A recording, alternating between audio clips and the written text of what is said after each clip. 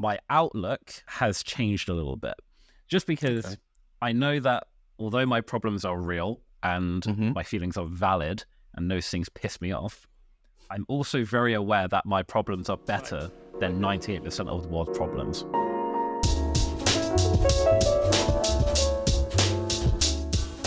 Hello, welcome back to the podcast Evolve with me, Lewis, and Sam. Sam's back. Yay! How you doing, Sam?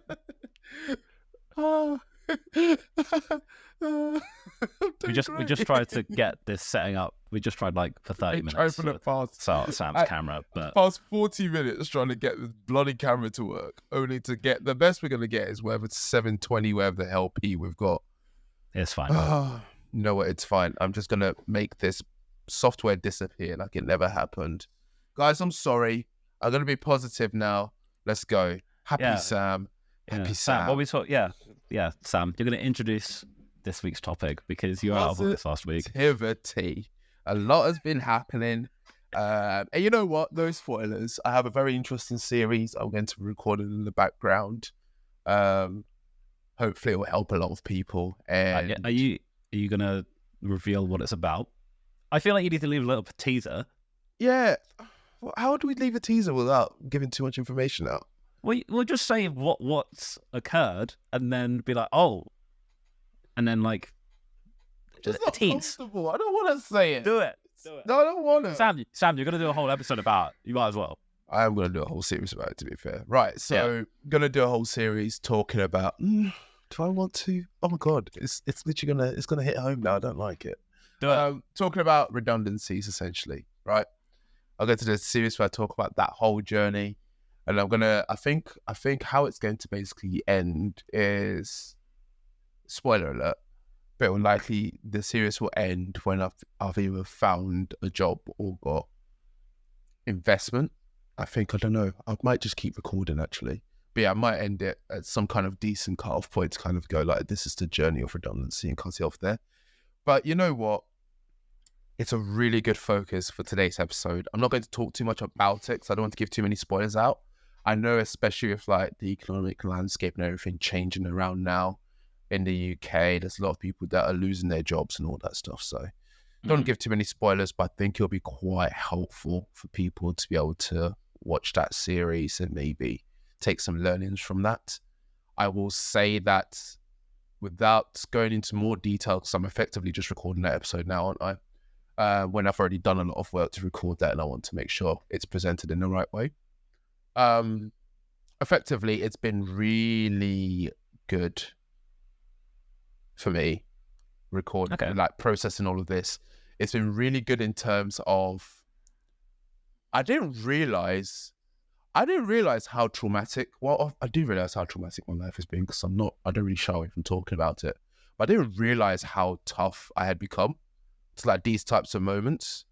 And I think having a very good positive mindset has really helped me out a lot. And a part of me wants to credit that mindset to what we do in our pod and what we talk about and all the learnings. But let's be honest, I'm sometimes 3 steps forward and 200 steps back with this pod. I learn new stuff and then I pretty much throw it away as soon as something changes in life. I'm just no.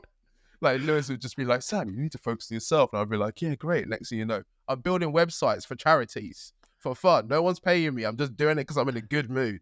And effectively, I think that's what we're touching on today, Lewis. It's those changes in behaviors that come with positivity.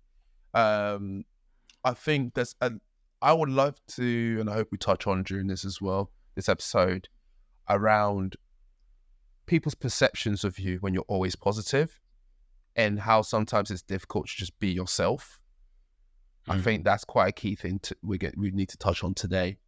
In general, it is all about just how to maintain a positive outlook, how to kind of know what you're in control of and what you're not in control of, and how to kind of see the brighter side of the picture. That's the perspective I'm hoping to touch on. What about you? What are you hoping we achieve from today's episode? It's very interesting because as you were talking about that, I feel like I used to be very be labeled as someone who is positive. And I think some people have being positive and being happy conflated.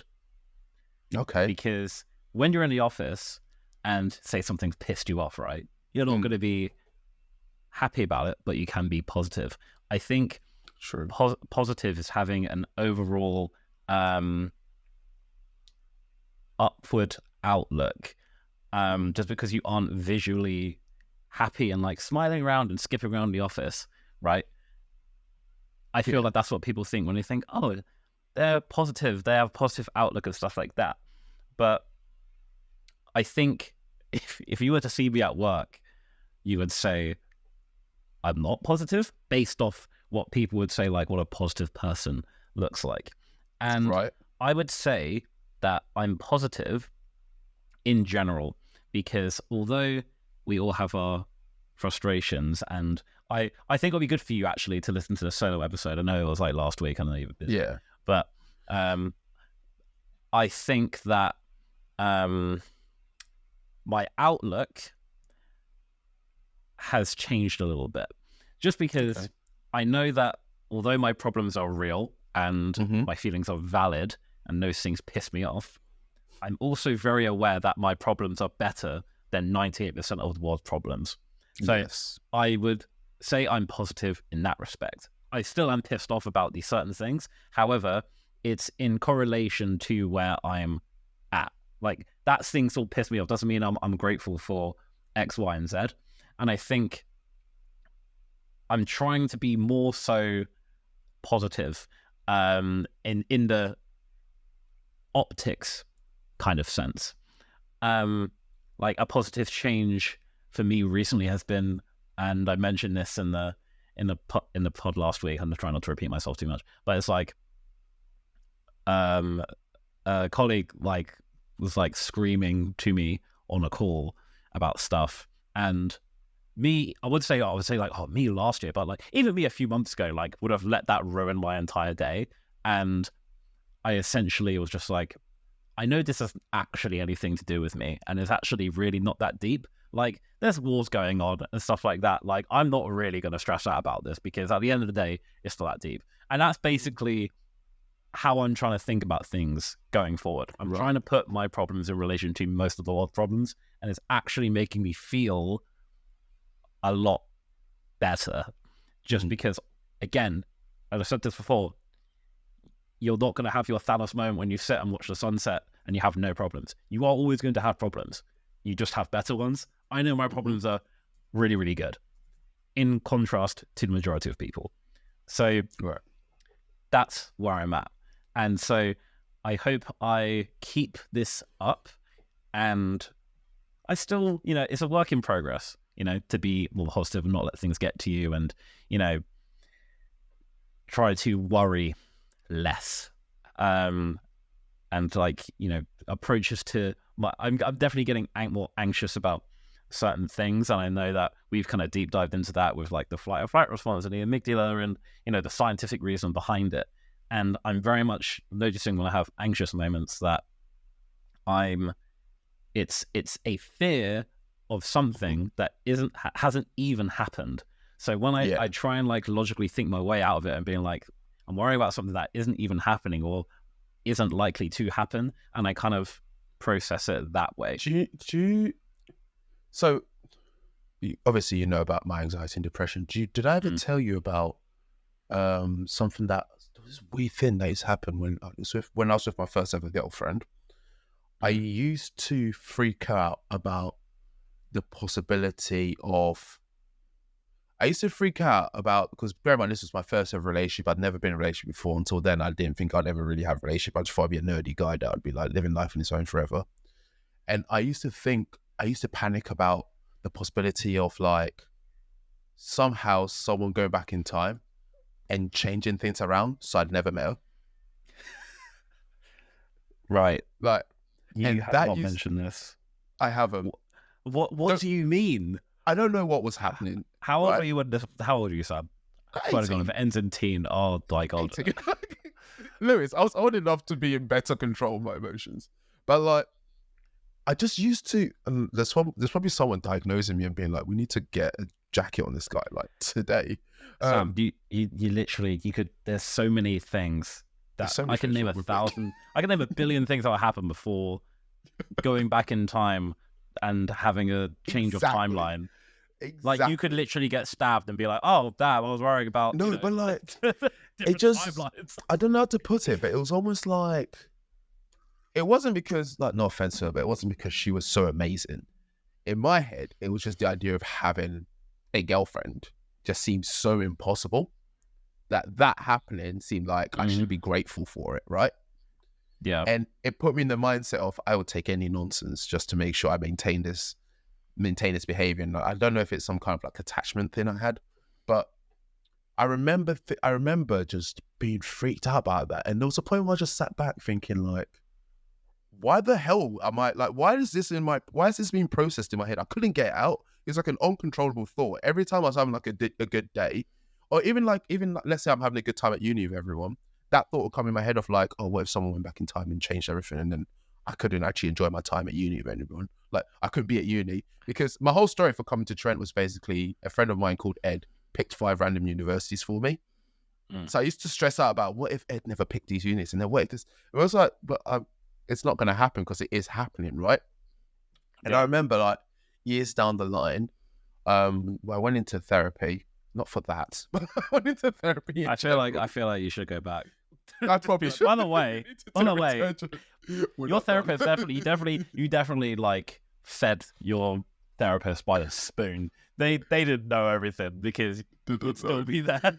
There's still demons to unlock.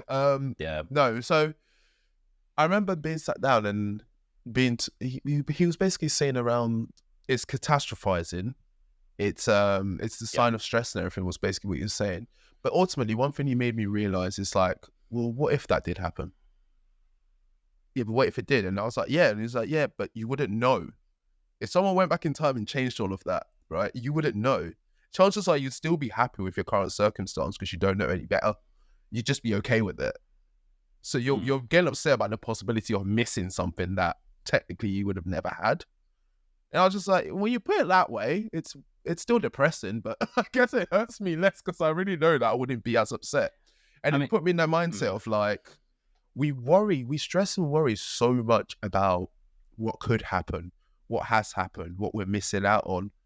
And I do this a lot. And I think it really takes me out of it. I rob myself so many times of the opportunity to be happy in the moment, of the opportunity to just embrace a good time in life. I do it now. Like, I'll be having a really good time and I'll be thinking, but I could be doing more with my time. Like, I could be making money right now. I could be working on some cool ideas right now. And I rob myself of the joy of the moment.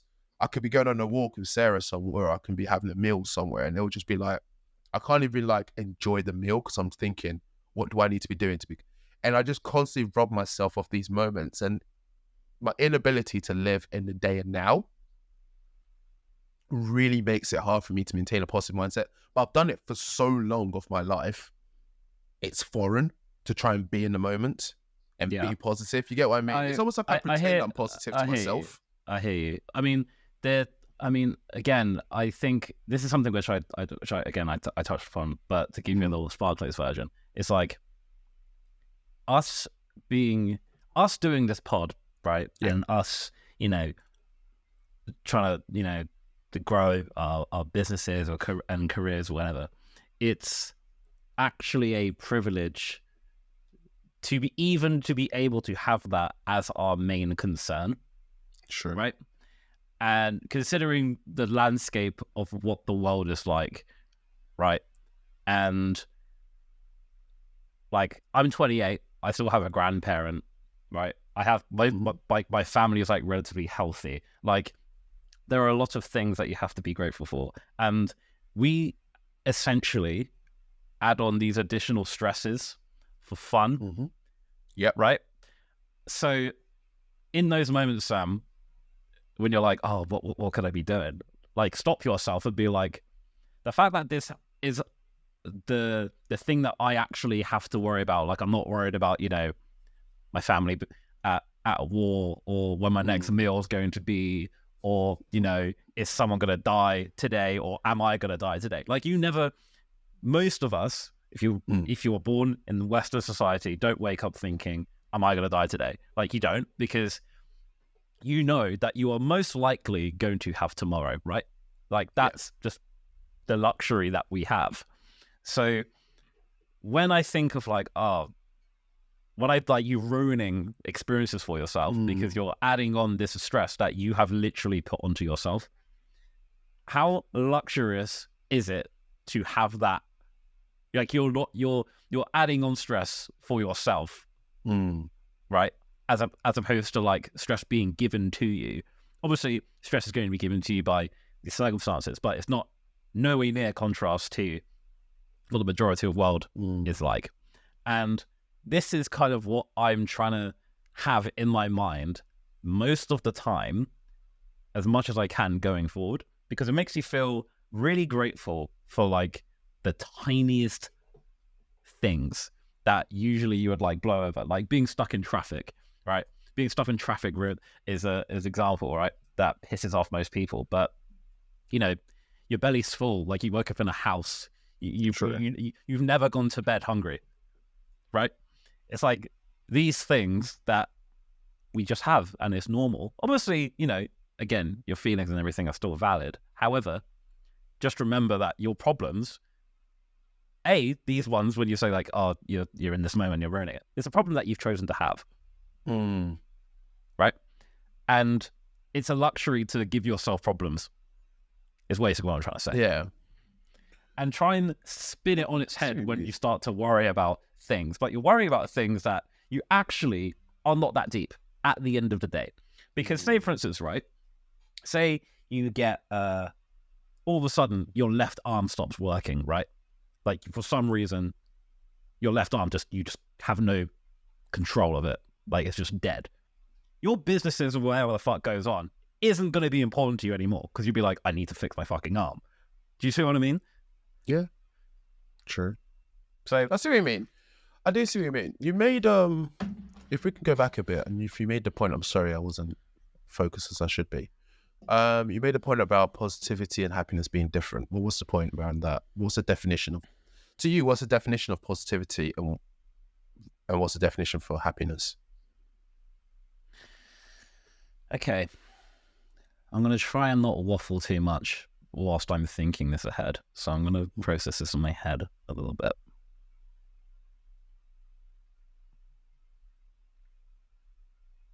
I like the definition my dad gave me of happiness, of like when someone says, are you happy? Yeah. And that definition is acceptance of where you currently are. And when I think people, when you were to say, like, describe someone who's happy, when you visualize someone who's happy, they're usually smiling and, you know, happy and bouncing up and down and all that kind of stuff, right?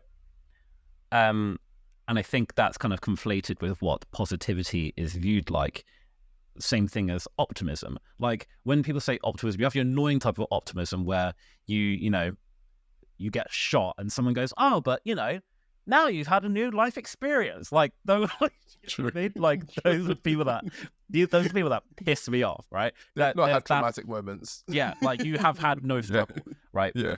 I think positive is similar to, like, I think there's different terms, right? Like, people say like growth mindset, but I think positive is, I would define positive as, I think an easy way to kind of see it is how you respond to situations, right? Because I think the reason why I say that is because that's when it's really tested. Like, you can't test someone's positivity if all they have are positive life experiences, right? So I would say positive it should be measured as a response mechanism to something which can be perceived as traumatic. Like, for example, if you're in a car and, like, you almost get hit by a car, right? Some people go, oh, cool, like, brush it over. Some people, like, cry and break down and, you know, they see it as a traumatic experience.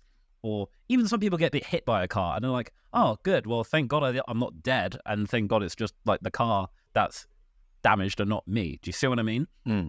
So I would view positivity as a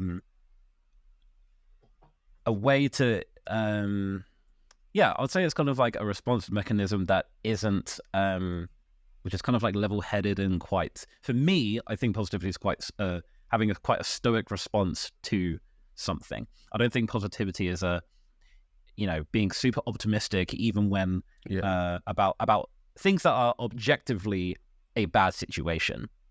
Do you know what I mean? Like, I think, some of the things that we're going to have to deal with in life, such as like, is like grief and like grievances of like close ones and family and things like that.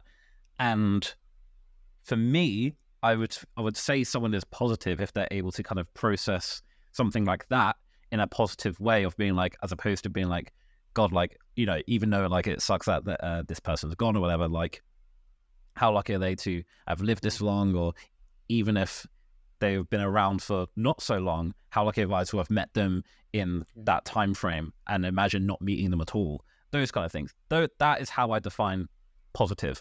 It's being able to kind of navigate to a lighter side as opposed to delusional optimism because you want to be seen as an optimistic person. I think that's a really good point. It also makes me feel like we abuse the word happiness and we use it to define too many things. Yeah, because absolutely. I think we compare in the previous episode, we compared happiness and fulfillment. Yeah, and the fact that they were different things. And similar to positivity and happiness, I think in general happiness is fleeting, but because we always search for short-term wins, that sense of happiness, we're always desperate to maintain it. We're always desperate to maintain that dopamine rush of being joyful and in the moment. And it seems that as people, we just need to do a better job of having a longitudinal mindset. We need to have I'm using words that maybe I can simplify a bit more. We just need to kind of look further in ourselves in terms of what we want from life, and look further in terms of what we want that experience to feel like, because that sense of joy, we're desperate to maintain it, where I think a positive mindset leads to fulfillment. I think all of these things are like steps towards fulfillment, and I think moments of happiness and joy are reminders that we're on the right track. But too much of a good thing can be a bad thing. So you should chase that reminder. When that reminder is present, you should be aware of it and embrace it. But be aware that that's not the only thing you're searching for. You're searching for peace in your life, basically. You're searching for some kind of fulfillment and comfort, and the positivity leads towards that. I'd say my type of mindset works completely against that, right? Because I'm very critical of myself. And the world has rewarded me handsomely for the mindset I have. Whether that's good or bad, I don't know. But the world has rewarded me for my mindset in terms of being very critical of myself, taking on new challenges, learning new stuff. When I'm looking at my CV, I literally have a whole page just dedicated to the different types of coding skills I have and the different types of skills I have. Before I even talk about experience and everything, I literally have a whole page that's dedicated. It's basically and I've had to get rid of stuff. It's basically like a bullet point entry of every side quest I've gone on to learn something new.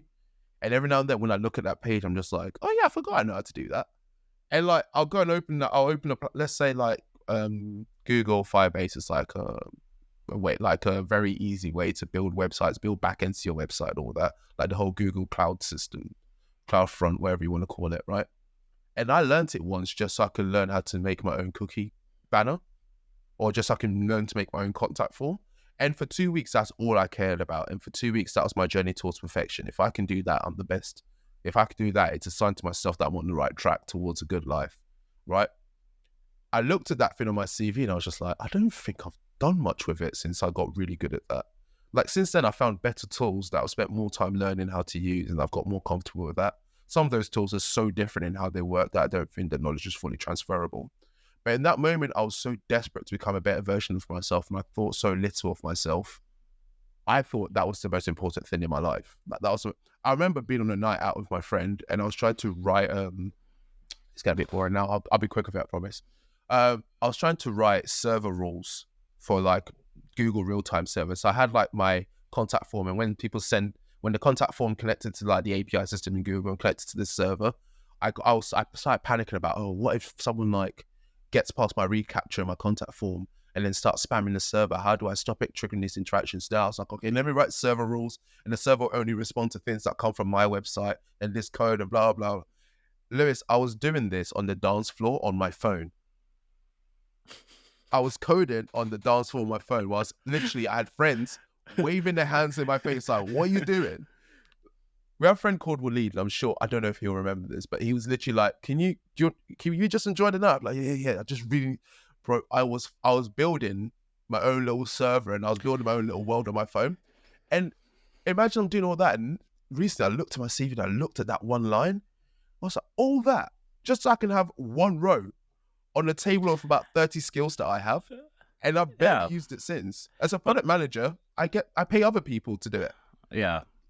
So the thing is, though, you were happy doing that. That wasn't making you miserable, though. That's the thing. Because you get a sense of achievement of doing those things. Like, you do, right? I do. And I'm not saying that's a bad thing. However, I think where I'm not going to say it's an issue because it's not an issue, but I think for you, it's you need to temper the ambition because you go too extreme to the point where you can't be present in those moments. It takes the joy out of it. It's almost like any kind of, when I reflect back on it, the only bit I love is being able to say I can do that thing. The experience of learning it, all the other stuff is tainted by the fact that it was quite a stressful thing to do at the time. But as soon as I worked out how to do it, I was like, okay, great. On to the next one. And it's just kind of looking back and I'm just kind of circling back to the point I was making earlier of, I've certainly robbed myself of a lot of positive moments in search of that sense of achievement, right? And it's kind of adding it all up and going, well, what does it all add up to? Because I'm sitting here in life now and I still want more. I still want to do more. I still want to be able to achieve more and I want to be able to do all these things. And ultimately, what I'm telling myself is I'm not really fulfilled. I'm not really I don't really have a positive mindset because I'm always looking and thinking I'm not doing enough. I'm not good enough at what I'm doing. I'm not developing well enough. I need to be doing better. And I think I can't help but think it is possible to think you can do better and improve in life whilst also being happy with where you are right now. And for some reason, my mindset does not allow me to do both. I'm not comfortable with where I am right now because it's almost like the only motivation I have to do better in life is because I'm not happy with where I don't have a positive mindset about where I am right now. I'm chasing a goal that I keep moving. There's a speech by Terry Crews that always that kind of popped into my head, and the phrase does make sense, but also doesn't make sense. But I kind of understood what he meant. He basically says, "Be happy, but never satisfied." Yeah, essentially, you need to hit a point where all the stuff that you're doing, like when you go to bed, if that was the last night that you had, were you happy with everything that you've done at that point? Like, could you actually objectively be happy with what you did? Right? I think that's could be. That's what I think he's kind of like referring to. Do you feel like you have that lifestyle where you go to bed and do you feel you've achieved that? I don't think I've achieved the things that I want to do yet, but if right, in the circumstance where, you know, all the supernatural and it was like, yeah, Lewis, your time's up. In the grand scheme of things, compared to the life that I've had to other people, I can't complain. Right. And that's honestly how I think. I would be gutted of the experiences that I've missed out on, but I've never broke a bone, right? I've had a very good life so far, objectively. I've been pissed off, you know, I've experienced death of family members and stuff like that, but I've also had a lot. And I think it's important to be there's always, you're never going to have everything that you're going to want to do, right? You're never going to have everything that you're going to do. Like, you know, I've got to 28. I would like to, you know, live, you know, till I'm old. But you know what? Some people, like, you know, they go when they're really, really young, and it sucks, right? And in those moments, I'm like, damn, like, God, like that must have been, like, you know, they barely know what life is. So honestly, I am trying to be a lot more appreciative of life that I've had so far. Like, I had to go to get like a doctor's appointment like the other month because I thought there was something wrong. I guess it's one of those things where it's like, oh, you're most likely fine, but it also could be cancer. What's a cancer? I'm all good at Everything on right? the internet leads to cancer, but it was something that I was like, that's actually pretty alarming. And like, turns out I was fine. But it was in that moment as well where it was like, you know, the business and the ambition. It doesn't matter, right? And there's this quote, and it's something which is like the one who's not a billionaire has like all these wishes, but the sick billionaire only has one wish. Right. And I honestly, I'm valuing like my health and everything like above all. And I think that for me is quite a good thing to have, because the way that I understand how stress has had an impact on me, and I read a lot about stress and how, like, you know, people have stress related diseases and shit all the time. When you then have people at work telling you to stress about, you know, this string of code or the CTR of this campaign and stuff like that, and like they fucking ruin your day over it.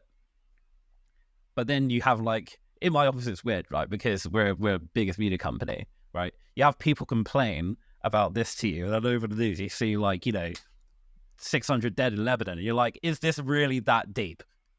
Do you know what I mean? Yeah.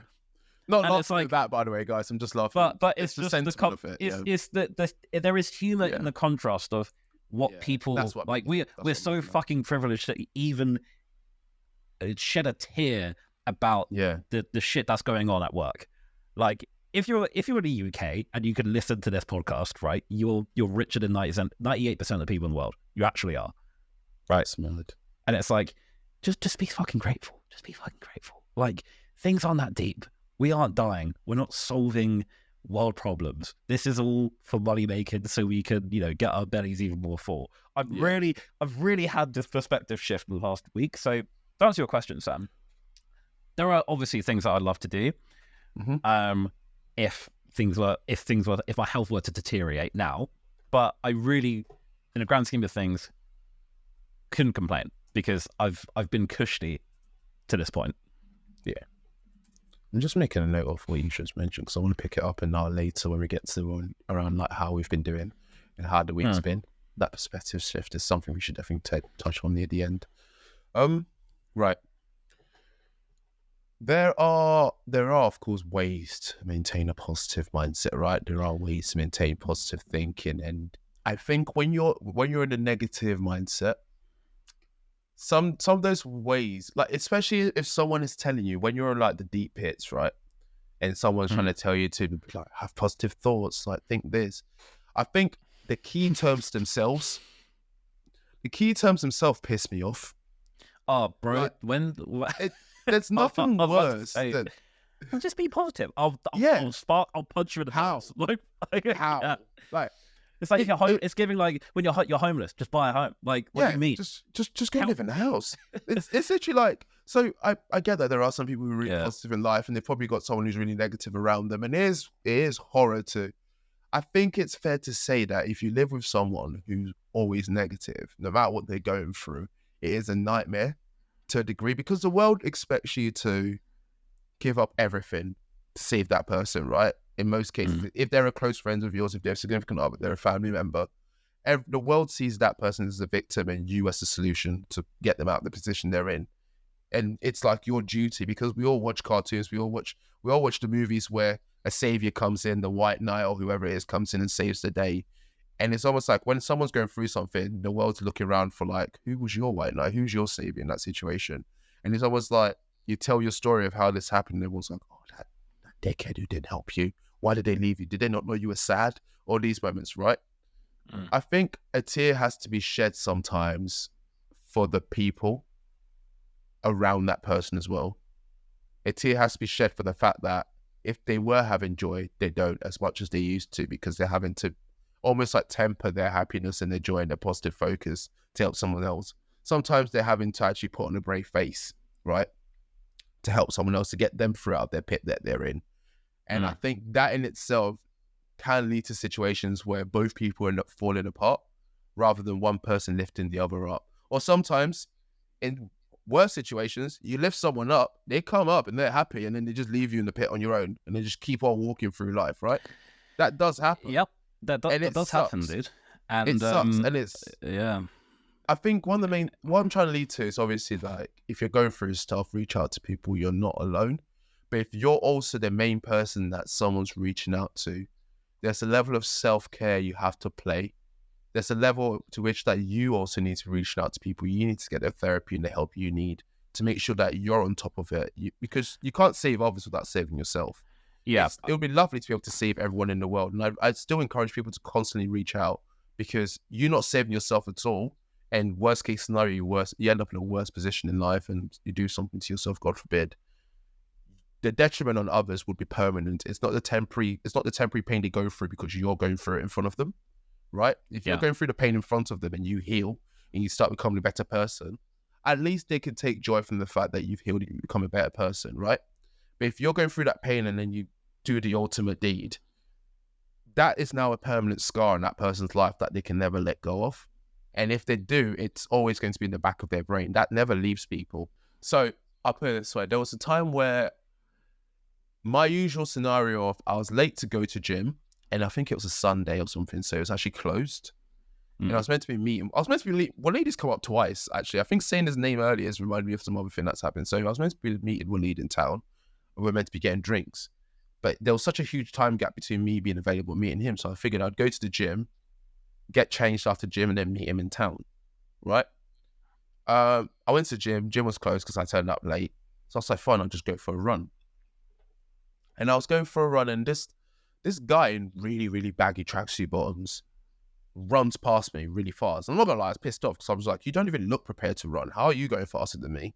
So I was angry about that. And then behind me, I could hear someone like proper huffing and puffing. Like it sounded like they were way out of breath. So then I look behind me and I'm just like, okay, that's a bit cagey. I'm just gonna keep walking, but keep it. You got to keep your eye on the swivel in case that person ends up being a crazy and you got to fight them off. So you kind of like being aware of your surroundings. But then a part of me was thinking, are they meant to be like, have they stolen something together and are they trying to run together? But the other guys run out of breath. So I'm just like, hot peak for you. And then eventually I can hear whimpering. So I was like, okay, I'm just going to try and find out what's happening. So I stop. I turn around and I talk to the guy. I'm like, you're right, dude. And he was just like, mate, can you help me catch that guy? I just got robbed. Can you help me catch the guy? And I was just like, was it a short black guy in a really baggy tracksuit bottom? And he was just like, yeah. I was like, yeah, he's long gone. The pace that man had, he's long gone. So I was like, oh, well, maybe I could call the police for you. Like, is that okay? And he was just like, I was trying to buy drugs and he stole my drug money. And I was like, bro, like, it's a sticky one still on this one, buddy. I literally look at him, I was just like, maybe I can give you I can pay for your cab home if you want. I don't know why, but I just felt like helping this guy, right?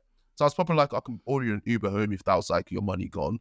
And then he was basically like, no, it's fine, I'll go home. So I just like, something just felt off about it. So I was like, let's just talk. Like, what's happened, dude? Like, and then he was saying about how a close friend of his had died. And essentially he was lost in the world and he just wanted to like spend his last 50 quid on getting high as he could just to forget about things, and whatever happens. And I was just like, what do you mean whatever happens? Like, he's just like, I'm just sick of it all. So he was aiming to end himself with the drugs that he was buying. I don't know how it works. I don't know if 50 quid is enough. I've never dabbled at that level of drugs. So I wouldn't know. But he basically said that, and I remember just being like, right, well, I can't go home now knowing that I've heard this. I can't just be like, oh, have a good night. You don't really end the conversation on that. And it was a complete stranger to me. So we're talking and it was like, what did he say? We kept talking about this friend he'd lost, and I was basically saying that I really doubt they would want you to go to wherever they are right now so soon. If they are somewhere, I really doubt they ended their life or they died hoping that you would do the same or waiting for you to do the same. And I could tell that he was in a lot of pain. And in that moment, like, there was no like, I'm not a negotiator, I'm not skilled at this, but I felt so helpless in trying to save that guy at the time. I felt like I was trying to like make him see the positive side. I put 110% of my charming mindset in play of like, let's banter about life, let's talk about all these things. And it just seemed like everything just pointed back into this one direction of life's crap. I just got robbed. I want to go home. And I was just like, well, just think positive about it, man. Like, you'll be all right. You'll be okay. Just when you're going to wake up tomorrow, there'll be a day where you look back and laugh. And I said all of this stuff to him. And it lives rent free in my head because I can picture this moment where he gave me a hug. And he gave me this look that I just knew what was about to happen next. And it really, as soon as he gave me that look, like, it just felt like all the weight had come off his shoulders. And I literally, as soon as he literally run. So, do you know where Virgin Active is in Nottingham, near the train station? Oh, so yeah, you know that bridge? The bridge that goes over the train tracks. Oh, God.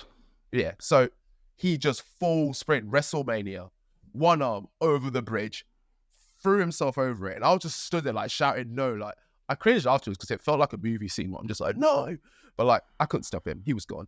And like, after he looked at me, like, it was something like, I've only seen it once in a movie where I've gone, that's what the look looks like. I was watching a movie with Sarah and I was just like, that's the look. That's the look when someone's about to do it. It's crazy. And he did it and I was just like, crap. So I basically run to the edge and thank the Lord. He jumped over the shallow side of the bridge, not across the tracks. So he jumped and landed like, I think head first into some bushes underneath. And I could just hear him moaning and I was just like, okay, thank fuck. And oh, God, okay. Bro, I told you, you're going to have to bleep bits out or you're going to have to do something with this. Fine. This is fine. This is fine. Yeah. So it gets better, weirdly enough. So I remember just being there and I remember just like looking at people and just being like, help, like someone help me. And like people were looking at me like I was crazy, like I was weird because it's just me stood there on my own screaming help. And I have never been so disappointed in the world. There was a couple that walked past me and I was saying help. And I hope you watched this and I hope you're disappointed in yourself. Because they looked at me and laughed and kept walking. And I was just like, if only they knew what I was actually asking for. Because I was shouting like, help, like, can you come over here, please? And they would just look at me like, laughed and kept walking. I was just like, cool. And then eventually, like, after, I was disappointed in how long it took me to reassemble myself and actually just go, call the police, call an ambulance, get someone here right now. Like, it took me too long. In total, the time frame must have been like 15 seconds. But in my head, it was like an hour of like processing everything that's just happened. And then I was basically like shouting like, mate, you're right. I couldn't hear him. So eventually I got my phone out and I called the ambulance. Well, I called 999 and then they were basically like, police and ambulance. I was basically like, this is what's happened. And the person's like, police or ambulance. I was like, okay, I guess you just pick one and then you have the conversation after. So I was like, ambulance, please. Explained it all to them and they were like, right. Because there was like NEMS and it was actually the call center was quite close. And it turned out there was like an air ambulance crew, but they were like having a day off or something nearby.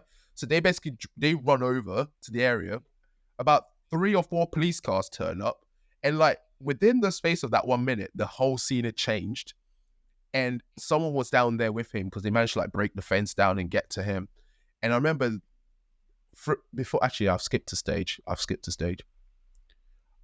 Before this, I remember whilst I was on the phone to the ambulance people, he started groaning. I was bantering with him. And he was basically I found out his name and he was like, oh, it's Stan. I was just like, Stan from Eminem. He was just like, yeah. And I was like, Stan who killed himself from Eminem. And he was just like, oh yeah. And then like there was a moment where we both just started laughing. I was just like, this is actually so fucking nuts. And then he was basically like, what's your favorite genre? And I was just like, hip hop. I kind of like Eminem. I'm not sure if I like Eminem right now, Stan. And the guy, was it a guy or woman? Anyway, the person on the phone to me, like the emergency room on the phone, you could tell they were trying to like keep composed. But like all 3 of us were just like, this is the weirdest situation ever. That is weird. Eventually, the police come. This is when everyone like slowly starts coming around. We're talking about life. We're talking, and I'm basically trying to keep him talking because in my head, if he's still talking, he's awake. If he's still awake, he's fine. I can keep him going. So I'm like answering questions to the person on the phone, but I'm also trying to keep him like coherent and talking to me. Eventually, they get down there and they're like checking on him. And then I remember one of the police officers. I heard him ask him, "So did you get pushed?" And I was just like, "Are you kidding me?" It's like, would I stay here if I pushed him? But you know what? That was the process he had to do, right? He doesn't know how to get up there. He just knows that I could be regretful and call them. Now I'm trying to act like I'm the hero. And then he was like, no. And then I remember he came back up and they offered to give me a lift home. I was like, nah, it's cool. Like, I'll be fine. Because I was like, there are literally in front of me worse things have happened today than me. Yeah. I'll be fine. So I went and met Waleed. And imagine, like, Waleed just pissed off that I'm late. All he can see is police lights flashing. What's your excuse? All he can see is, and this is, you know when people say, why are you late? And stuff like this happens. It's like, what the hell do you say? So Waleed's like, oh yeah, I can see loads of flashing lights. And like, there's people driving past and being like, oh mate, run. Because they think I'm being arrested by the police. Because it's like, all the ambulance people are down there at the bottom of the bridge. And all the police officers are with me. So all these cars driving past think they've caught another one. They've got one of them guys. So like, people are even laughing and being like, oh, leave him alone. All this stuff. And so, whatever. So Waleed comes over. And then he was just like, what the hell's going on here? So I basically explained it all to him. And he was just like, bro, you all right? And I was just like, I've been through a lot. And like, it became a running joke for the whole night. Because we did end up going, I sat in the car and he's like, before I took off, Waleed was like, Sam, before you start the engine, are you actually okay? And I was like, yeah, I feel fine, man. Let's just go. He's like, but part of him was like, I don't want to be sat in the car with you. It's like, this is not a good time to me to drive a car. So we drove to his place. Like, we got changed, get ready for a night out. And like, anytime like something annoyed me, he'd be like, you good? I'm like, just had a long day, man. And it just became like a running joke the whole night. And someone would like nudge me. I'd be like, oh, it's just been such a long day. And the thing is, like, as guys, we joke about these things, right? Yeah. We laugh at the dramatic of moments. Do you know what the maddest thing is? Whilst me and Waleed are getting drunk, having a night out, I turned and I saw two of the police officers and they were just dealing with another situation like nothing had ever happened. And I remember looking on and being like, I've been through that and I'm like getting drunk and like taking a piss, but I'm trying to like process it all. These guys do it every day and they've become accustomed to it. So it made me also think like, I'm having a negative time. I'm also looking onto these people who must have this kind of scene happen like on an average weekend for them. This is like a regular thing. They're constantly going through this. They become numb to the pain. And through this, there's like lots of lessons to be learned, right? When I drove back, then that night I got drunk, so obviously I'm not going to drive home. So took Waleed to his place, ended up actually staying, I think on this sofa or something. But I stayed around his. And I remember waking up the next day, sobered up and everything, went to drive home. And I froze at a traffic light. Like I just sat there, just processing it all, because I was thinking about what had happened whilst I was driving, and then I just sat there for ages on a green traffic light. And for the time it felt like I was there for, I watched it go red, and I went, oh, well, it's red now. Sat there thinking. Then I watched it go green, sat there, kept thinking, watched it go red, and at some point I was just like, someone's going to turn up and tell me to get the hell out of their way. So I need to get stepping. So yeah, eventually I was just basically like, okay, let's just keep it moving. So I just drove on. But like, that was the moment where I realized that, yeah, it definitely messed with me. Because like, I just froze at traffic lights, just sat in my car, just being like, what the hell has just happened? Yeah, man. And, I mean, yeah, it's gonna, for sure. Yeah. So there's different levels to it, right? Because I'm going through my trauma, because that's the first time I've witnessed anything like that. And I'm trying to process it. I'm trying to have a positive mindset. And I'm also thinking therapy is definitely going to be needed at some point about this. But I'm also looking onto a friend who's checking in on me and going, are you okay? Trying to make sure I'm all right. And in the grand scheme of things, where those police officers who are basically just, that's an average day for them. And it makes me think, there are some people who just deal with it because they're so used to the trauma. How can you have a positive mindset if that is your life? Do you just make the most out of your life, basically, right? Do you just make the most out of the good moments you have in life? How did they cope? And then I'm also looking at Waleed in terms of, how do you even know how to help someone who's been through that if you've never been through it yourself? Like, how do you, unless you're aware of what to do, how do you stitch those answers together for someone, or how do you guide someone through it? And then for me, it was basically, well, how do I just recognize and accept that something's happened? Because to this day, bad stuff like that could happen to me. Annoying stuff happens in my life all the time, and I'm just numb to it. Like, that wasn't annoying, obviously. That was like a weird moment in life. But stuff like that happens in my life. I'll put the same smile on, and I'll keep it stepping. And it's almost like, throughout all of it, when bringing it all full circle, Lewis, when do you think you need to just look at a moment and be, this isn't good? When do you look at that moment and think, this isn't good, and I need to engage a positive mindset, like right now? And when you're doing that, how do you do it? And that's from all three perspectives. So let's look at it from my perspective. When do I do that? I look at that moment and think I'm so fortunate, because I remember talking to Sarah and I remember her being like, I remember saying I'm so annoyed that for someone who says they do Thai boxing, for someone who's very fit and active, I didn't grab him quick enough. Like, I saw the look in his face. I didn't wrap myself around his legs and be like, no, don't do it. No, like, I didn't grab him. Okay, quick enough, but again, this is hindsight. But they also could have had a knife. Do you know what I mean? Like, the minute he grabbed you, they just go like, do you know what I mean? Like, Stan wouldn't do me like you that. don't. I mean, Stan would. But you don't.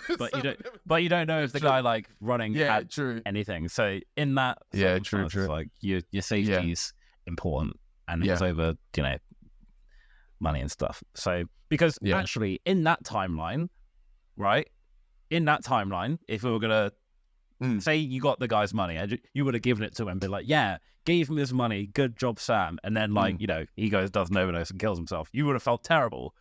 I wouldn't have given them the money. Because in that, no, because you probably wouldn't even have asked him what the money was for. You would have been like, here's your money, and then gone off. Like $5, I'd be like, yeah, you've been robbed. Here's your $5 back. Yeah, and then you would have been like, yeah, pound it back for Sam because I stopped the guy. But then, in that story, you stopped the hero running away with his drug money. Do you see what I mean? True. He saved the life. Exactly. The bad drug dealer saved the life. I'm not being funny. Exactly. That's why, like, there's no such, it's. I'm just saying. True. It's different. So, but yeah, I hear what you're saying, man. But I think you need to just. No one knows when they're saying in that scenario in particular, right? No one knows. No one knows 100% what the best thing is to say, right? But I think you got to have like good intention. If you're being like stupidly optimistic about whatever, like, it's not going to be helpful. But if you're in a subjectively shit situation, like, you just got to do what you can, and I think that's all any one of us can do. And I think the positivity comes into effect when. Similarly, like it did for you, it may come later because similar to because you're reflecting on like, damn, like to be in that situation and to be dealing with that, and you don't. That's where the gratitude and the positivity comes in, and it's like what I said to you, like when my phone got stolen, right? It was like 10 seconds of rage, but then I'm actually like, the fact that someone actually. Like, they must need that phone more than I do if that's what that's what you have to go to. So I actually feel sorry for them that they think that that's an way to live life, right? And I think for me, having that perspective makes me it gets me to get over the situation, right? Because it'd be very easy for me just to like, stay pissed off. Oh, my phone got stolen. It didn't, in the grand scheme of things, wasn't that deep. Got a phone next day. Like, it's not a big deal. It's just inconvenience for a few hours. And obviously it's a shock, and and it pisses you off. But I think once you actually put things into perspective, like, I didn't get stabbed, and it could have been a lot. It could have been worse. Is an annoying thing to say, but genuinely, it's helpful to think that it actually could have been significantly worse. I don't know if that answers your question. No, that does. It does, and it's actually you've answered exactly what I ended up processing, which was the alternative unit. There were so many alternative paths that could have happened, right? I could have grabbed him, and then from anyone else's point of view, it's just a random black guy beating up this guy that's already crying, right? Yeah, that's what it looks like. It looks like I've just pinned the guy down to the floor, and then when I pin him to the floor, what am I doing next? Well, I'm just going to pin him and then talk in therapy for the next hour until he feels okay. Then I'm going to let him go. Like, what am I going to do there? If I chased the guy with him and we caught that guy, maybe I would have got stabbed. Maybe we would have beat him up. Once again, we're the aggressors. Now we're chasing some tiny black guy in baggy tracksuits around, and we're going to say, when he asks why he chasing him, he's like, oh, he stole that guy's drug money. Like, there's no way of explaining that. If I was a perfect negotiator and I talked him through it and he didn't do it that day, right? He didn't do what he did that day. He wouldn't have been recognized by the NHS as someone who's at risk of taking their own life, and he probably, hopefully, is getting the help he needs now, right? Now the medical services are aware of him. Now he did that, and I know they took him away in an ambulance. Now they've processed all of that. I know that at least he would have got some help that night, or he's got some longer term help going onwards from this. It kind of makes me feel like, I hate to say it, but sometimes things happen for a reason. But in the sense of the best possible outcomes happened.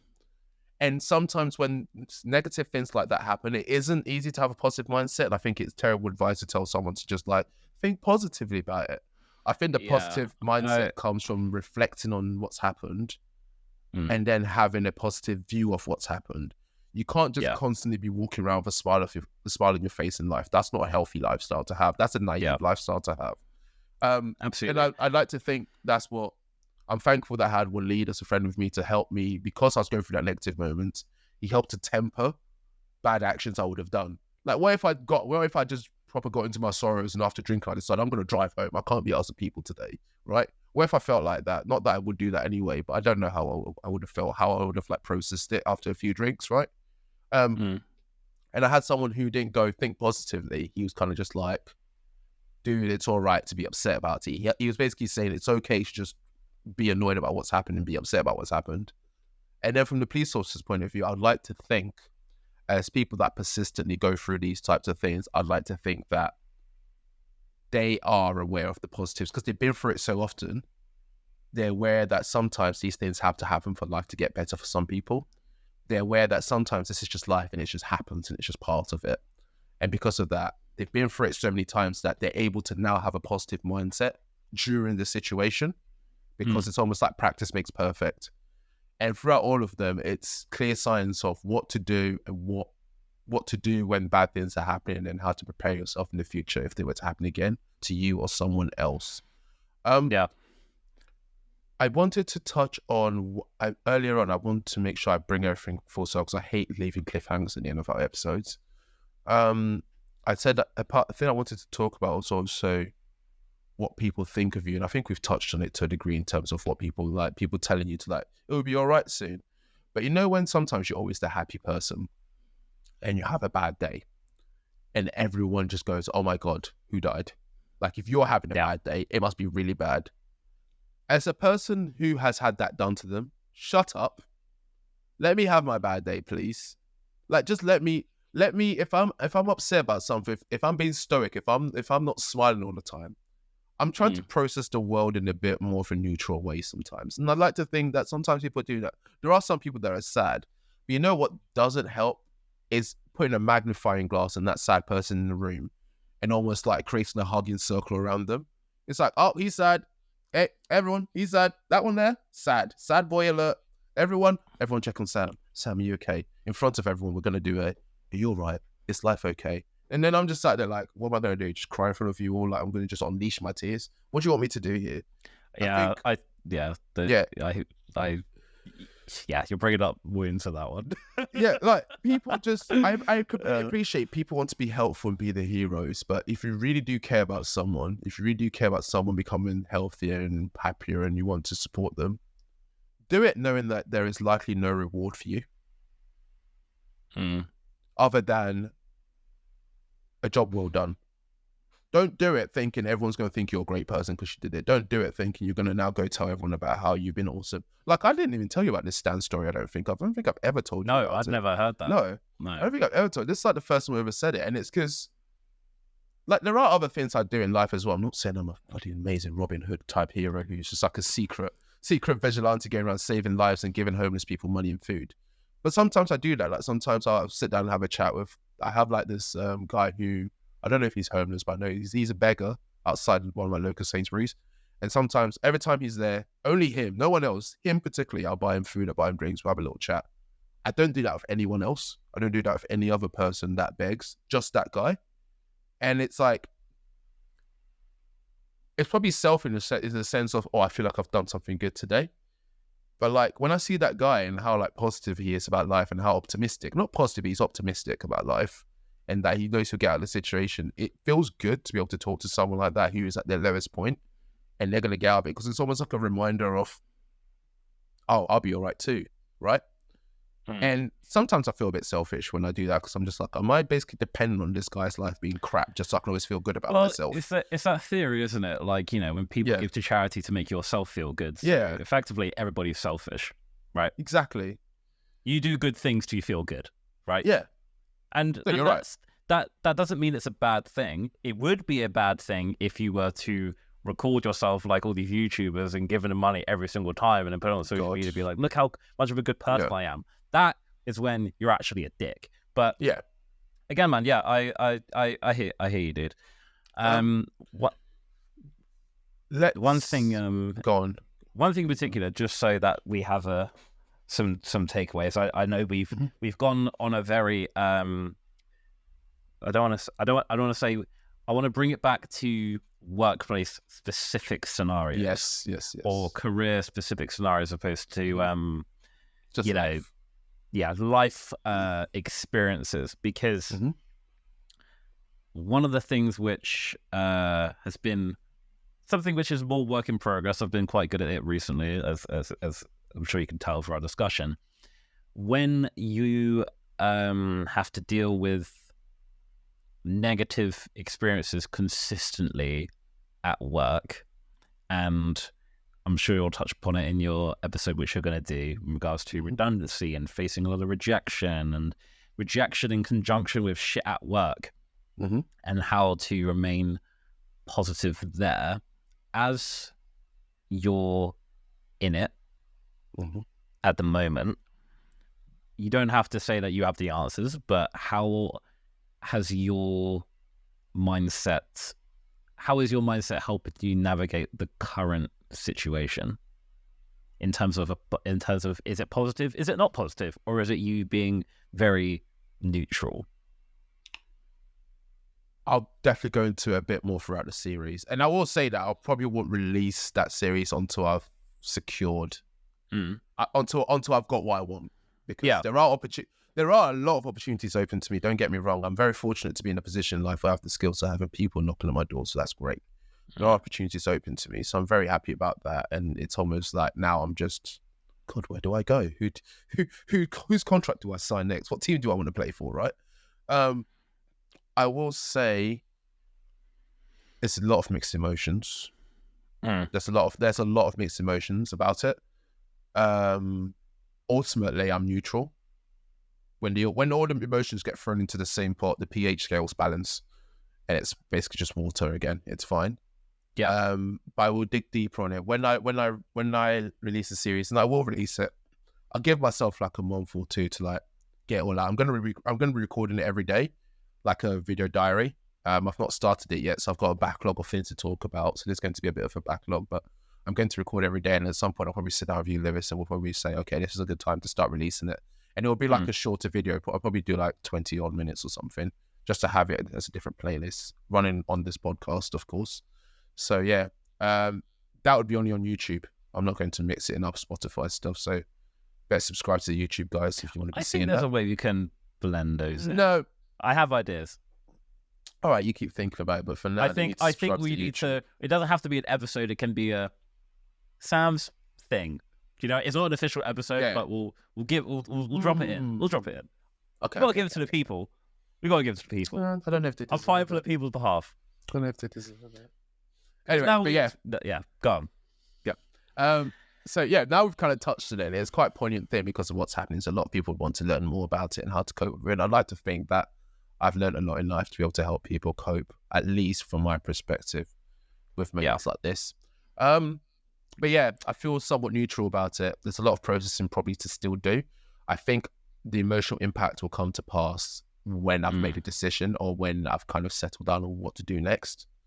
However, until then, I'm just enjoying the journey, dude. That's fun. I've got a question for you though, but you land first. Yeah, I was going to say, like, I think we've touched on it in a previous episode. I'm losing track of the episodes now, but I think for me it's when I know I've had a day which has been kind of ass. I think I'm now a lot fairer to myself, because, like you said, we have the 9 till 6, and then it's like, oh, well, we got to do the side stuff, and then it's like you have like no time for yourself. I make sure I take time for myself, and I make sure I do those things that I know give me joy.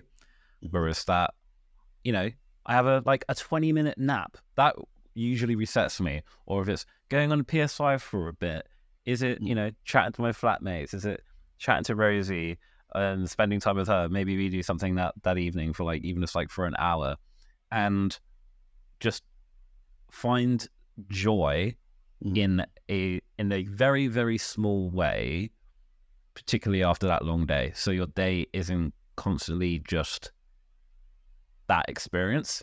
Try and add in, like there was an example yesterday. Had really anxious day yesterday, and it was just one of those days. It was just one of those days where it was just a lot of shit. And then we then like went out for dinner for like Rosie's brother's birthday. Then we like had a drink, and it actually I was like, I remember saying to Rose before we went to bed, I was like, wow, that was actually like, my day was going really, really shit. And actually this evening has actually made me think today's been actually quite good. And I think there's a lesson there in terms of like, when you just because you have a bad few hours doesn't mean your whole day has to be completely charged. And I think I'm quite good at centering myself after like a negative day. And I think this, in conjunction to trying to add a bit of perspective, and you thinking your problems are the worst problems in the world, doesn't help. Go on the news. I've actually made that. Go onto BBC News when you're pissed off and scroll and think how much better your life is. I know that sounds like egotistical, but it's true. Genuinely, don't do it if you catastrophize there, because then it just makes you think nothing. Don't do it if you catastrophize and then like. But the thing is, catastrophize. Please don't, because it'll just make your life worse. But for me, thinking, actually, you know what? I go to bed with a roof over my head. I never go to bed hungry. I don't have to worry about what my next meal is going to be. You know what? That in conjunction with, you know what, doing things that, you know, take a little bit of time out for me before you approach, you know, the side hustle and things like that, and like center yourself so you can be present with what you're doing. That for me is what works, and is making me, I think, a little bit more positive and bearable to be around. But you said you had a question for me. I did, and I think you kind of touched on it. Earlier in the episode, you mentioned about how you've had a perspective change, like almost like a switch has flipped. Yeah. And now you don't really you have a stronger hold over your positive mindset. Well, that was the sense I got from what you said. It could be different. But just around that terminology you use of your perspective would change. What were you talking about there? It was, I listened to a podcast by Mo Gordat.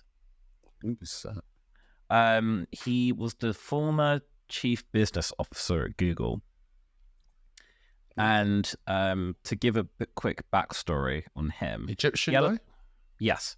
He had a 21-year-old son who died because he had basically the inflamed appendix whilst the family was abroad, and basically the surgery went wrong, and he died. Bear in mind, this was the best doctor and then that was available. The guy had done this thousands of times, and the surgery just went wrong, and he changed that traumatic experience into a positive one. And basically, I've bought his books, so I really want to read them. And he basically, as opposed to thinking this doctor's murdered my son, he's transformed his son's legacy into, okay, I'm going to take the teachings of what my son has taught me to make the world happier. And he's the one who mentioned the traffic example of, when you're pissed off when you're in traffic on the way to work. It's well, you have a job, you have a car that works, you probably have a roof over your head, you probably have a lovely wife, children at home, all these sort of things. And for him, his perspective I found amazing, because he was as opposed to thinking, oh, I've lost my son, he's like, well, I know that imagine my life without having had my son for those 21 years. And also, you know, he has such anxiety. You could be anxious about like, oh, I don't know where my son is, but he knows that he is also going to end up wherever his son is. So he basically had this perspective of grief being tied to, like, people experience grief stronger when you tie life solely to the physical form. Mm. So I found this perspective really interesting, and it really like hit home with me. And I was like, and here I am stressing about like these advertising campaigns, and like, he sounds like the worst thing that could ever happen, like particularly to a parent. Like, that's something no parent should experience. And I was like, okay, I need to start being more grateful for what things are currently going on, because when you actually think about it, a lot of the things that I'm pissed off about aren't that deep. Okay. And that's really like, it kind of like that is. Rosie sent me the episode. I'll send it to you to listen to. Yeah, please. That'd be quite cool. I think I might have already did, but yeah, it kind of made me go, oh damn, I need to stop bitching about dumb shit. Send it over. Send it over. Yeah. Before we end, or before we switch on to a quick overview of how our week has been, I just wanted to touch on some of the key phrases I've been given. I'm taking this directly from the Mayo Clinic website, but it's key phrases that some people have said without me be explaining, and I've kind of looked at them and just been like, you better shut up and get out of my face with this positive mindset talk of yours. One of them is check yourself, as in like have a word with yourself, right? And expanding on that, it's effectively should be every now and then just pause and have a moment where be selfish and just feel like, am I okay? Is everything all right? And I think the mindfulness journal and things like that play a part in that. Writing a diary plays a part in maintaining a positive mindset. But just checking in with yourself and just being like, is everything okay? What's wrong? Like making notes of those things. And why that's important is because, especially if you're in a life where not enough people are doing that for you, if you're not doing it for yourself, then no one's doing it at all. And it's a very lonely life. It's a very sad one, because then you're just going through that pit of despair with no way out because you're not recognizing what's happening in your life. The other part is identify the areas of change. So flowing off the back of checking in with yourself is saying, okay, what can I be doing to kind of have more of a fulfilling lifestyle? What can I be doing to get rid of some of these stresses in my life? This all sounds like homework, and in a way it is. However, you kind of need to put in the work to get the most out of life. You don't need to be perfect at it. And I think that's one of the things I struggle with, is when people say check in with yourself, I apply the same logic I use for web development to check in with myself, which is I'm going to have to sit there for 2 hours and just think about life really well. And I'm going to have to make really good detailed notes about life. And then all of a sudden it just seems like too much work. Realistically, just for 5 minutes, just think about just you for 5 minutes in a day. Maybe 10 minutes, maybe an hour after that. Yeah, and I think it's really important, because one of the things which I've noticed is looking into my old journals is that I'd be pissed off about certain things and not know why. Yeah. And think of it, I like to think I'm going to use a bit of an analogy here that just popped into my head. Mm-hmm. Think of all your problems like a big gallon water, a bottle of water, right? And you have a week to drink it, right? Let's say, or like 2 days to drink it. Okay. When you take, and each of those milliliters are like little things and that might stress you out, or things that you experience. If you were to, like, you know, gradually drink, the drinking being like, you know, hydrating yourself, think about yourself, right? If you gradually drink that over 2 days, it's going to be fine, right? Mm-hmm. If you leave it to the last 60 seconds to drink a gallon, it's going to feel like a lot, and it's going to, like, it's impossible to do. And basically what I'm trying to say is when you actually make note of these little things that, like, might irritate you a little bit or might piss you off as they come up, right? You avoid hitting a scenario where you're overwhelmed and you're stressed and you can't pinpoint what's pissing you off or what's upsetting you or how you're feeling. You just know that you're in a negative space and you don't know how to solve it. And this is what I noticed in my old journals. Like, I wasn't dissecting what the issues were. And now I've got very, very good at it, to the point where when there are minor things that are on my mind and linger a little bit longer, I'll take note, I'll chat to Rosie about it as well, because she can sense when I'm off, like, from a mile away. So having someone close like that is obviously really great, but obviously if you don't have anyone close like that, obviously I think journaling's a great tool. Do both. And it's been really good because if someone were to go to me, what's wrong, I could tell you. The worst thing that really I think was frustrating me more was when I knew something was wrong, I didn't know. And then how are you supposed to get the help that you need if you can't communicate what your struggles are? And this is really important. Like, this is important. So, like, you know, your friends can support you, you can support you, because then you get stressed about not knowing what's wrong, and that's what's pissing you off, right? And if you're in a relationship as well, it makes you unbearable to be with, because how are you going to give your partner the support you need? Because, you know, we're not mind readers. Exactly. I'd love to be able to. They would love for us to be able to, but how am I supposed to help you if you can't communicate your needs? Ladies, if you want your man to have a positive mindset, tell him what you want. And no more mind games. And men. Tell your partner. People tell your partners what you want. Okay. Yeah. This 2024, 2025 are the years of just saying what's on your mind. Years of communication. Tell them what you want. Honestly, it's true. And it's like, and if something's pissed you off, don't wait for it for 2 years to bubble. Just say you're upset about something. Shit. Like, and if they don't like it, well, at least you said it. You can air out then and there. Let me wrap these things. Okay, what are you gonna say? Because what annoys me, what would annoy me, is if it's like, oh, well, this is a problem. I was like, well, I've been doing this for 2 years. Why didn't you say anything? It's like, I didn't know how to. Then I'm pissed off at you for not saying it. It's like you said nothing for 2 years. Because I got a chance to fix it. But that's for the next relationship episode. The statute of limitations has gone past now. Like, the crime is no longer a crime, my friend. Yeah. Okay, sorry, so the last few points is around live a healthy lifestyle. Similar to having a positive mindset, not similar to having positive mindset, because they all add towards a positive mindset, but similar in terms of checking in with yourself. It doesn't have to be go to the gym and burn yourself out and sweat like you never sweated before. That does, oh my God, the endorphin rush you get from a painful HIIT workout, just try it. Just 1 day, 2 days, just give it a go. It's a rush. You get such a huge rush and you will sleep like a baby, because when your adrenaline comes down, you're going to be dead to the world, and you're going to sleep well. You're going to wake up next day refreshed and aching. But having a healthy lifestyle is definitely something that's helping me a lot more. And I think it's probably one of the main reasons why I'm not getting as bothered about things as much as I used to be. I want to add, I quickly want to intervene there. Have your sleep improved? It's got worse because of what's the redundancy, I think. It's got worse.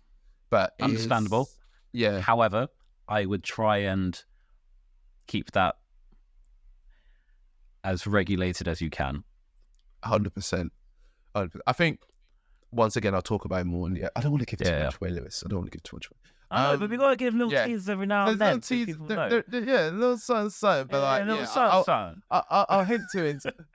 I'll hint to it in terms of there's a stage that it's triggered my need to work hard to prove that I'm good enough to myself.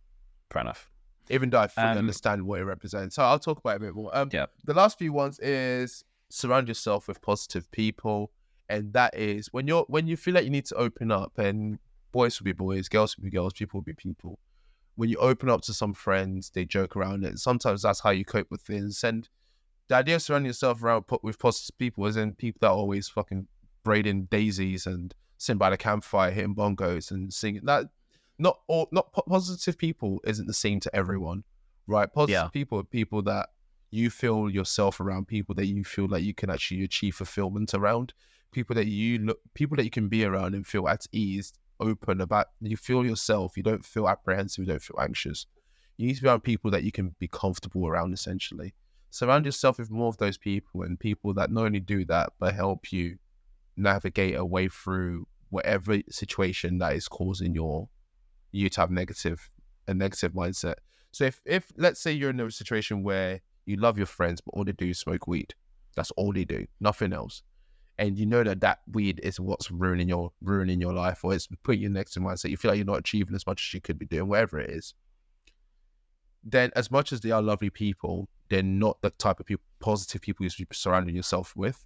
Reason being is, to be with them is to put yourself in a situation that's giving you the negative mindset. You need to be with people that can help you achieve that positive mindset, that feeling you've had before that you're chasing after, to kind of get a positive mindset, to get a grip off your life. You need to be around those kind of people a bit more. And practice positive self-talk.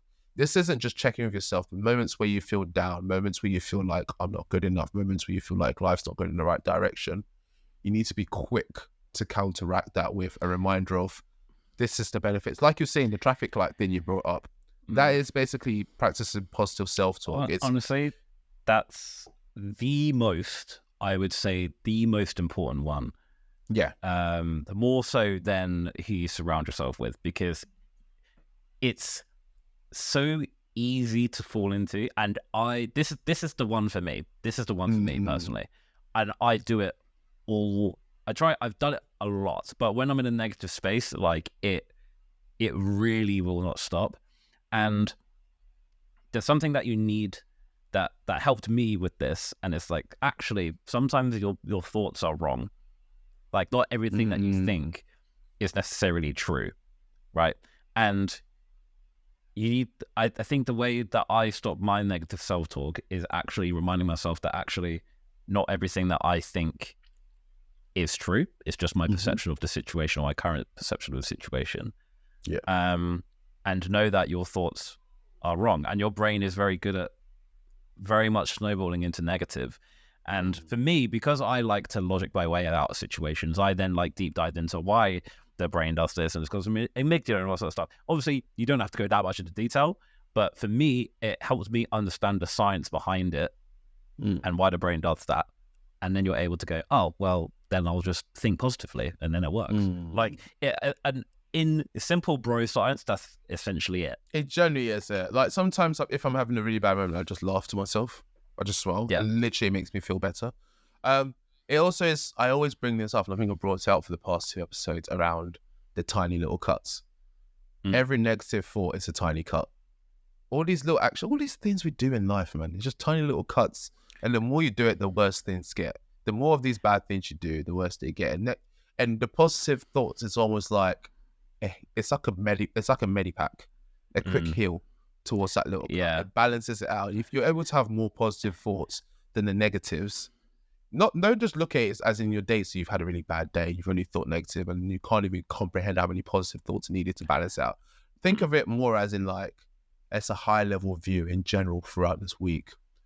Overall, have had a positive mindset. If not, then you need to start having more positive thoughts in life. You know what is actually a good exercise as well? Is describe your perfect morning, right? And see if you can do that. Like, see if you get close to that as much as you can. Like, for me, like, there's been a simple change. Because I use my Whoop, this now wakes me up in the morning. I don't have the iPhone sound of death alarm that everybody has. Because you have all these, like, they're called micro stresses. You could have like 50 micro stresses before you even leave the house. And you're already like, well, this is going to be a shit day. It's because you woke up with shit sleep, your mouth's dry, the iPhone alarm, the iPhone wake you up, didn't have breakfast, skipped it, didn't have water, and, you know, room's a shithole, didn't know what you're going to wear. And, like, this is why, like, so many subjects we talked about the exercise one. The exercise, most, like, of these successful people exercise every morning. They already know what clothes they're going to wear. That's why Mark Zuckerberg always wears, like, a black tee. Like, that was, like, his, or, like, he had his t-shirt or whatever out. Like, yeah. So he's definitely someone who picks his outfits from. Yeah, now, styling. But I like the idea of basically you're saving your energy of decisions True. for big decisions. And Rosie was saying to me, like, she listened to something the other day, and it's like, in terms of like an average thought burns like X amount of calories, and if you have X amount of thoughts, you're burning this much of calories. And when you're overthinking, obviously you're burning a shitload. And I was like, damn, so I'm just cooking like all the time. And I like this. It has been on point. Yeah. And I like this idea of basically your perfect morning, just so, because I think it's very underestimated. Like your morning routine and your night routine very much control how your day will go. I am a firm believer of that. Not necessarily the things that happen, but the way that you respond to those things that will happen. And I think if you can regulate these two things, I think it's quite key. So I would say to you, Sam, as well, see if you can get a good morning, and dear listeners as well, and watchers, try and get a good morning and night routine. Those, in terms of like habits, those are the two things I got pretty good at doing in order to kind of improve. Okay, I'll give it a go. What do I need to touch on now? Okay, so how's your week been? I'm gonna go first. Actually, no, you go first. Tell me how your week's been, because I've had actually, barring the R word, I've actually had a pretty good week. Things are going to plan. It's been, you know what? It's been all right. Yeah, you know what? There's not actually been a lot of stuff going on. I'm trying to. I know that work is reducing my capacity to work on business stuff. So I've been trying basically to not burn myself out. My sleep has been sick, and it's making me a lot better. I'm now basically building up the capacity to do like the editing stuff outside of work again. We're still on the hunt for other opportunities, and I'm trying to, there's things that people need to respond to that aren't yet, and usually that fills me up with a lot of frustration, but I'm letting things be what they be, and I'm just doing the best I can. And because I'm just very conscious of like, these are problems that I have chosen to do, so I'm not going to let them ruin my life. But yeah, man, I think I'm enjoying trying to keep this perspective as much as I can. Obviously, when I immediately come back from work, I'm like, and I'm like, okay, it's cool. Like, my flatmates always go, oh, how was the office? They have this running joke of asking me how the office was, because the office is always shit. But honestly, like I tend to joke around with them about that. But actually, I'm actually all right, to be fair, at the moment. There are some positive changes going on at work, which I can't really talk about. I'll explain off pod. So things are looking brighter than usual. Good. So overall, I'm all right. How about you? My week has been, and actually, fair play. We would definitely talk about it more after the pod in terms of what's happened at work, because I know you've had some stressful moments. So definitely keen to learn more about that. My week has been okay. Training wise, I'm doing okay. So Thai boxing, we've swapped now into we've got our top fighter George has got a fight against a one championship guy in October 14th. So we've gone through like beasting him basically, where we kind of like take turns beating him up between rounds to prep him. I'm the heaviest guy in the gym on most days, weighing in at like 100 and something kg most days, and I'm basically just enjoying wailing in on him. But George is relentless, and pretty much the first minute and a half of that round, probably mine. We can say that fairly is mine. George weighs like 60 kg and I'm like 110, right? So like for the first half of the round, it's mine. The next half, he's like Goku. he comes back stronger, and I've really enjoyed just like going to my limits. I've really enjoyed pushing the threshold to a point where, because I want to do more in Thai boxing, I want to be able to achieve some goals that still not going to take Lewis. We'll say it close to the time, but I want to achieve some goals in Thai boxing, and I've been enjoying that fitness journey that's coming with it. I've been enjoying. Go on. I want to ask you some Thai boxing questions off the pod because go on. I've been feeling the but this way, I've been like Mondays and Wednesdays are when I do like to go. Those Mondays and Wednesdays have been rammed after work for the past 2 weeks. And whenever I do go, it puts me out commission for like 5 days. So I'm like, why am I not the man that I used to be? And I was like, maybe I'm not cut out for this life anymore. We'll talk about it. We're going to talk about that because I'm like, it just puts me out. But yeah, go on. We'll talk about it. What was I going to say? So it's been going really well. It's been obviously been hating the fitness. I think the lack of sleep is definitely having a negative impact on that side of things. So it's meaning that halfway through the session, I'm literally, there's moments where I'm stood there and I'm like, close my eyes, I'm like, oh, I'm actually going to bed. But I'm like in the middle of a training session, so I don't know how that's happening, but I do need to get my rest back up to normal. One annoying thing that's happened is, for some reason, the university think I didn't enroll last year. So I've been locked out of all my university accounts. Positive side is it's really forcing me to like limit myself to only caring about a few things right now, because having to care about coursework at the moment would be very annoying on top of everything that's happening. So the university basically like, until this is sorted, you're basically on pause. Like, we're fine. We'll pause all your deadlines, and then they'll be back in effect once we've sorted this access issue. You get a little break. Yeah, I'm getting a little break, but annoyingly, because it's a business related doctorate, there's a business deadline effectively for it. With everything that's happening as well, things are coming a bit sooner. I need to basically get things done to make sure my PhD is in the right space.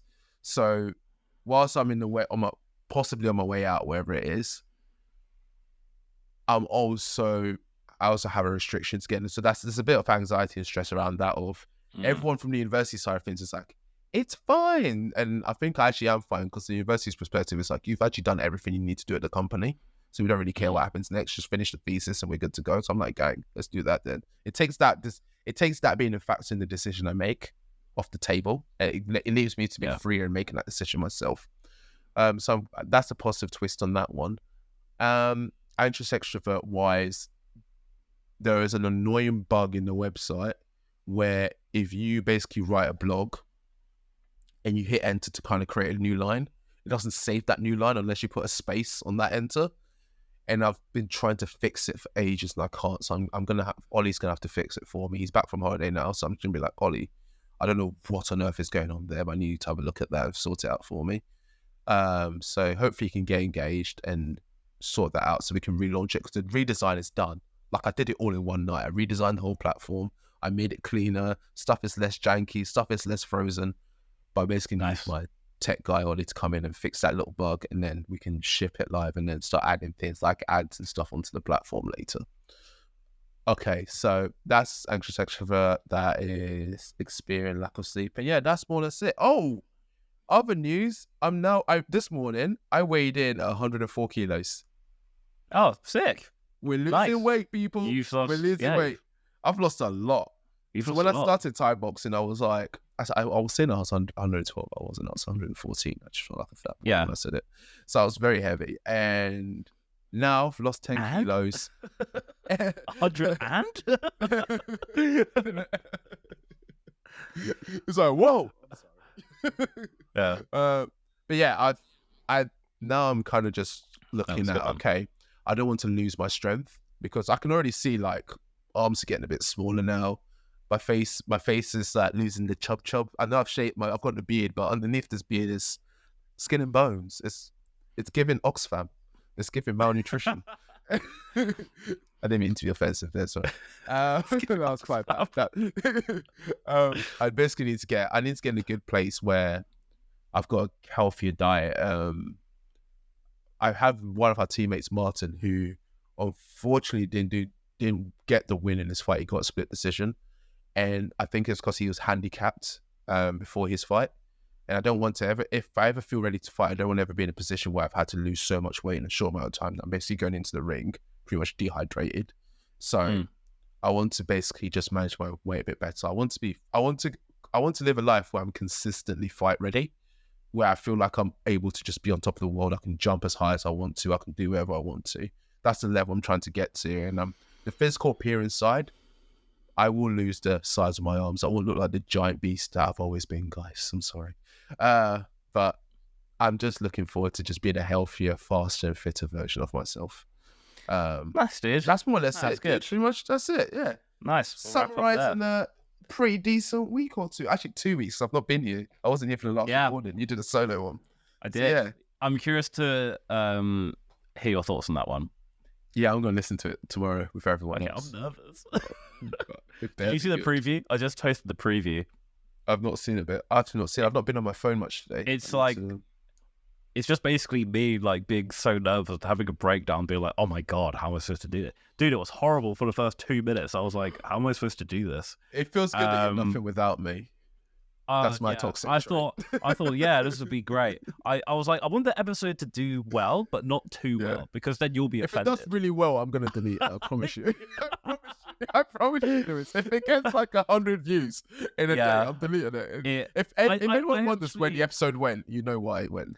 Yeah. Well, I liked doing it.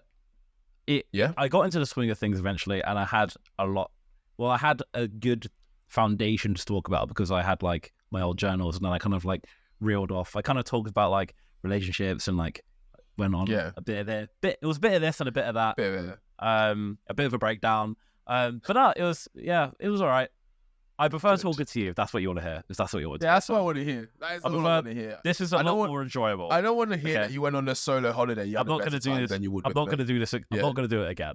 Yeah, you better fuck I'll get Rosie at next time. time. To be fair, you said you'd do it. You said, I just realised I've got a massive hole in the back of my wall.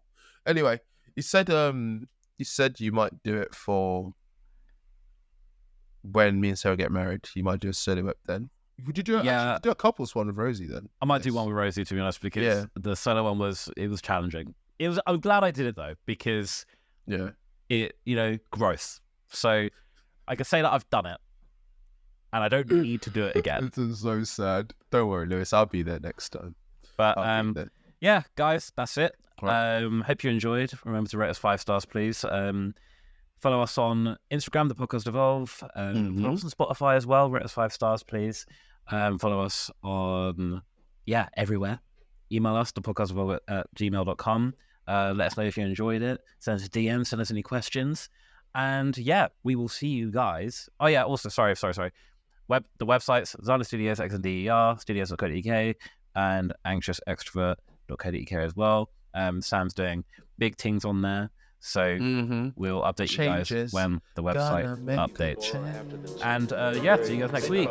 Peace. Bye. Bye.